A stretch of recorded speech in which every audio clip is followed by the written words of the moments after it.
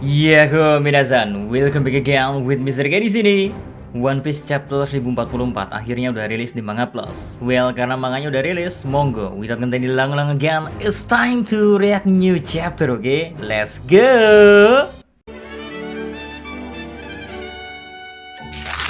Judul chapter terbaru ini ya, versi Manga Plus atau versi resminya adalah Pejuang Kebebasan. Ya, dari judul ini nantinya kita akan dikasih tahu kalau ada suatu makhluk mistis yang punya julukan Pejuang Kebebasan. Dan siapa lagi kalau itu bukan Nika, sang dewa matahari. Lalu gak cuma itu ya, judul tersebut juga mengarah ke Luffy yang kita tahu di chapter kali ini terungkap buah iblis yang dimakannya adalah tipe mythical Zoan model Nika. Yang mana berarti julukan Pejuang Kebebasan juga secara gak langsung saat ini mengarah ke Luffy. Lanjut di chapter 1044, kita masih dikasih cover story edisi Gearma Double Six, perjalanan tanpa emosi menuju laut yang gak kerasa ya, udah memasuki volume 8 yang punya judul Mama Sedang Pergi Saatnya Eksperimen. Lalu seperti pada judulnya, di cover story itu kita bisa tahu sementara Big Mom dan pasukan utamanya berlayar ke Pulau Nigashimaya, dia menyuruh sisa anak-anaknya untuk meneliti Yonji dan Niji agar bisa mengetahui rahasia dari teknologi Gearma Double Six.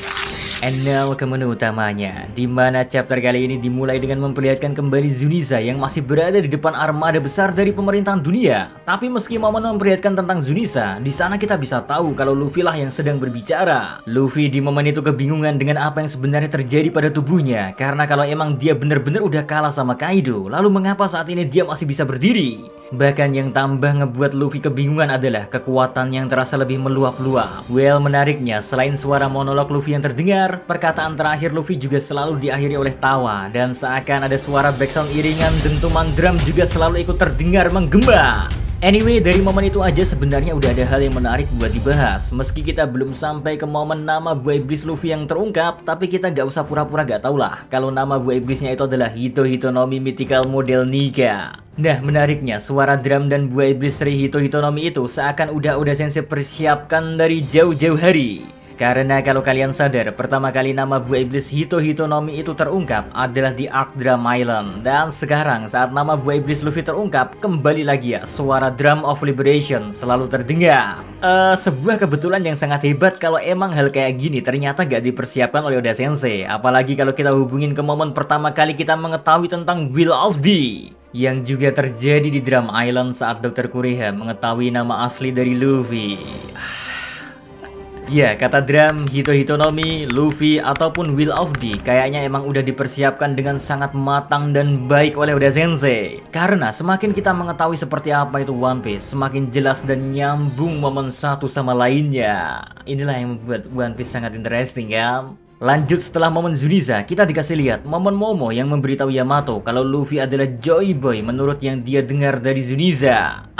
Ngedengar hal itu, Yamato tentu kaget dan ingin memastikan apakah itu benar yang dikatakan oleh Zuniza atau bukan. Guys, di momen yang sama kita juga dikasih lihat kalau petir hitam terus keluar dengan sangat hebat dari atas atap Onigashima yang kemungkinan besar berasal dari Luffy yang sedang bangkit. Sementara itu di momen selanjutnya, entah mereka semua bisa mendengar suara dari Luffy atau karena mereka bisa merasakan hawa keberadaannya Luffy kembali ya melalui haki observasi mereka. Tapi yang pasti mulai dari Sanji, Kid, Lau, kakek Hyo, bahkan Marco yang juga Marco memberitahu Nami dan Tama ya, mereka semua mulai menyadari kalau Luffy sudah bangkit kembali. Hal ini kemungkinan besar juga dikarenakan petir hitam yang menyambar keluar dari atas atap Onigashima yang kemungkinan itu adalah haki raja milik Luffy yang bocor karena saking meluapnya kekuatan Luffy saat ini guys. Lanjut masuk ke salah satu pembahasan menarik, dimana kalau udah muncul para tetua Gorosei di suatu chapter, pasti ada aja hal menarik untuk diperbincangkan. Di momen kali ini ya, pertama-tama mereka ngebahas tentang apakah layak untuk mengorbankan salah satu agen khusus dan mendapatkan kemarahan Kaido di saat yang bersamaan. Nah, dari momen itu kita tahu kalau kemungkinan agen CP0 itu emang mati karena ada kata pengorbanan di mana para tetua Gorosei berarti mengerti kalau konsekuensi dari mengganggu pertarungan Kaido sama dengan kehilangan salah satu agennya. Selain itu, dari percakapan itu pula ya, kita bisa nyimpulin kalau pengambilan keputusan tersebut juga bisa dibilang bertaruh. Karena gak semua Gorosei aja yakin kalau itu adalah keputusan yang tepat. Namun pengorbanan salah satu agen itu emang dirasa sebagai hal yang paling make sense lah. Dan terakhir, pembicaraan Gorosei ini langsung mengungkap nama dan kekuatan asli dari buah iblis Gomu Gomu no Mi yang ternyata nama aslinya adalah Mythical Zoan Hito Hitonomi model Nika. Dan jelas sudah kalau buah iblis itu bukanlah tipe paramesia melainkan tipe Zoan. Well, sebelum ngebahas lebih lanjut tentang kekuatan dari buah iblis model Nika ini, ada sesuatu yang menarik buat dibahas guys. Dimana ternyata buah iblis Zuan memiliki kemungkinan untuk memiliki kesadarannya sendiri. Sebuah fakta menarik lainnya, karena sejauh ini ya, yang kita tahu buah iblis Zuan hanya memberikan sifat alami dari hewan itu sendiri. Jadi misal jika mereka tipe pemangsa atau karnivora lah, mereka cenderung akan lebih kuat untuk bertarung karena punya fitur-fitur yang lebih mendukung. Namun dengan diungkapnya buah iblis tipe Zuan punya kesadaran alias bisa berpikir, maka buah iblis itu sendiri ya bisa mengambil sebuah keputusan yang berarti mereka secara gak langsung memilih orang yang akan memakannya. Dan gara-gara kesadaran yang dimiliki oleh buah iblis tipe Zuan, pemerintahan dunia juga jadi selalu gagal untuk bisa ngedapetin buah iblis Hitohitonomi model Nika ini. Ya, selama 800 tahun ternyata mereka udah mengincar buah iblis milik Luffy ini guys. Namun sayangnya selalu gagal untuk mendapatkannya. Kasihan ya. Next kita bahas tentang buah iblis Hitohitonomi model Nikanya, yang mana pihak Gorosei sendiri sedikit memberikan penjelasan kalau pemakan buah iblisnya akan memiliki tubuh karet, yang berarti semua ini ngejelasin kenapa Luffy selama ini menggunakan kekuatan karet. Lalu yang kedua, kekuatan awakening dari buah iblisnya berhubungan dengan imajinasi dan ditandai oleh meningkatnya kekuatan lengan dan kebebasan pada tubuh karetnya. Dari penjelasan ini kita bisa berasumsi kalau dalam mode awakeningnya Luffy memiliki kekuatan yang jauh lebih besar. Maka jelas sudah kenapa meski Luffy kalah, Luffy ngerasa kekuatannya malah lebih meluap. Lalu yang kedua ya, kata kuncinya ada imajinasi dan kebebasan. Yang berarti kemungkinan Luffy hampir bisa melakukan segala hal tergantung dengan imajinasi Luffy dalam membuat sebuah teknik. Karena dalam mode awakeningnya, Luffy dalam tanda kutip ya, memiliki tubuh yang lebih bebas meregang. Oh iya, buat yang belum ngerti atau bingung sama Nika itu siapa, apa itu pejuang kebebasan dan dewa matahari, pokoknya simpelnya gini nih. Di dunia One Piece ada makhluk mistis yang dipanggil Nika sang dewa matahari. Dan kemungkinan si Nika ini adalah manusia karet yang mana di puncak kekuatannya dia memiliki kebebasan untuk berubah ke bentuk apa aja dengan tubuh karet yang dia miliki. Makanya dari sini kemungkinan besar ya Nika dan Joy Boy itu adalah dua orang yang berbeda, karena Joy Boy sendiri memakan buah iblis model Nika. Hal itu bisa kita lihat dari bagaimana Zunisa bisa mengenali kalau Joy Boy telah kembali, dan kemungkinan bagaimana cara Zunisa bisa mengenali kebangkitan kekuatan buah iblis Hitohitonomi model Nika sepertinya ditandai oleh suara detak jantung yang dari chapter 1043 udah dikasih tahu. Apalagi di akhir chapter 1044 Luffy juga bilang kalau dia ngerasa detak jantungnya saat ini terdengar sangat menarik. Dan kemungkinan kenapa itu menarik karena suaranya malah terdengar seperti dentuman sebuah drum, yang mana itu adalah Drum of Liberation. Lalu kenapa julukannya adalah Dewa Matahari atau Sun God? Ya karena kita sendiri tahu kalau matahari lah yang bisa mendatangkan fajar, dan kedatangan fajar di dunia One Piece berhubungan erat dengan era baru, kebebasan ataupun pembebasan. Maka dari itu kemungkinan besar makhluk bernama Nika adalah makhluk yang bisa membawa awal yang baru dengan sebuah senyuman yang gak hanya ada pada dirinya, namun ada pada orang-orang yang dia selamatkan juga.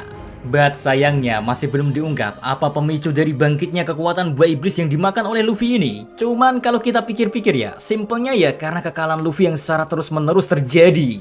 Sama seperti di arc-arc sebelumnya, di mana Luffy selalu bisa bangkit meski udah dikalahin. Dan mungkin aja hal ini juga berhubungan dengan yang namanya tekad D atau Will of D.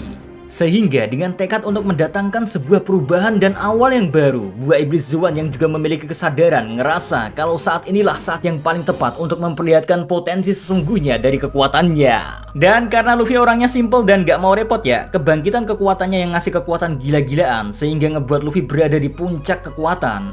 Si Luffy malah dengan enteng nyebut kalau ini adalah Gear 5 miliknya. Jadi buat yang nebak-nebak Gear 5 atau Awakening duluan yang dimunculin, jawabannya ternyata keduanya dimunculin secara bersamaan, karena bangkitnya Awakening buah iblis Hitohitonomi model Nika disebut sama Luffy sebagai Gear 5. Hada, Oda Sensei ini emang paling jago kalau bikin kita semua salah menebak.